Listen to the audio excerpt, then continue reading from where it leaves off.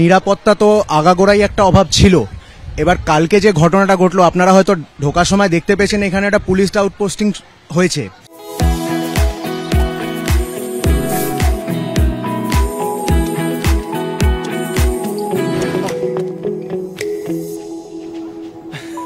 Monnet Perfumes, your personal signature.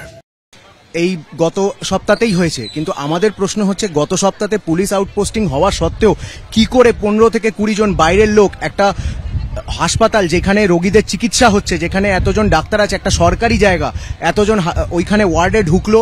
শুধু ঢুকলো না, তারা ভ্যান্ডালাইজ করলো, এবং শুধু তাই না, তারা রীতিমতো ম্যানহ্যান্ডেল করলো, টানা হেঁচড়া করলো এবং ভায়োলেন্স করলো।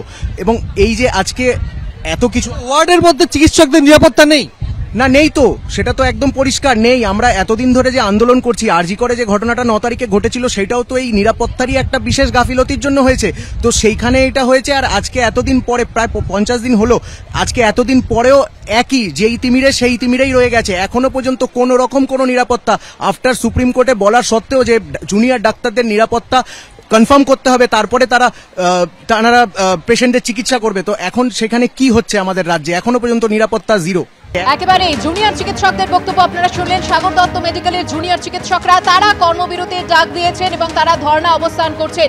অন্যদিকে এই চিকিৎসক নিগ্রহের ঘটনার প্রতিবাদে আরও একবার কর্মবিরতিতে যাওয়ার ভাবনা এনআরএস মেডিকেল কলেজ হাসপাতালের জুনিয়র ডক্টরস অ্যাসোসিয়েশনের। রাজ্য সরকারের দেওয়া তথাকথিত সুরক্ষা বলয় ভেদ করে সাগর দত্ত মেডিকেলে এই হামলার ঘটনা ঘটেছে। সরাসরি চলে যাব আমাদের প্রতিনিধি ঝিলম করঞ্জয়ের কাছে। ঝিলম, বারবারই তো জুনিয়র চিকিৎসকদের কাজে ফেরার কথা বলা হচ্ছে, কিন্তু নিরাপত্তা যদি সুনিশ্চিত করা না যায়, সাগর দত্ত মেডিকেলের মতো ঘটনা যদি ঘটে, তাহলে তারা কিভাবে কাজে ফিরবেন?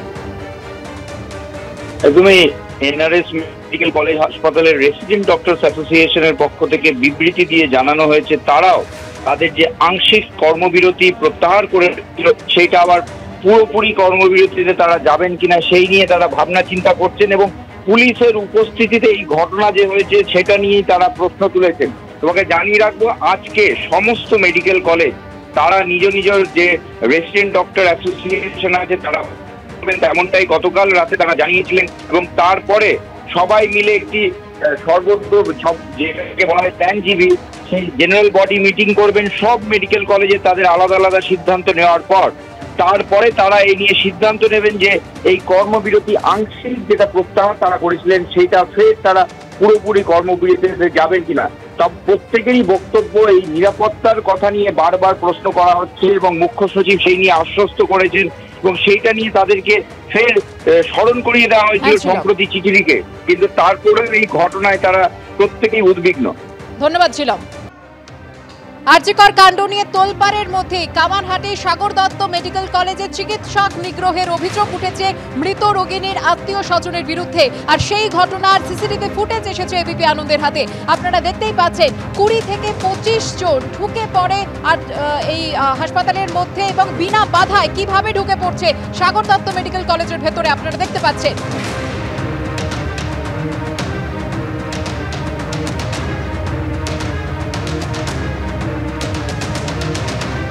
এই ঘটনায় 3 জন ইন্টার্ন, 3 জন জুনিয়র ডাক্তার, একজন হাউস স্টাফ, একজন নার্স ও এক পুলিশ কর্মী আহত হয়েছেন। জুনিয়র চিকিৎসক, নার্স, স্বাস্থ্যকর্মীদের মারধরের অভিযোগ উঠেছে মৃত রোগিনীর আত্মীয় পরিজনদের বিরুদ্ধে।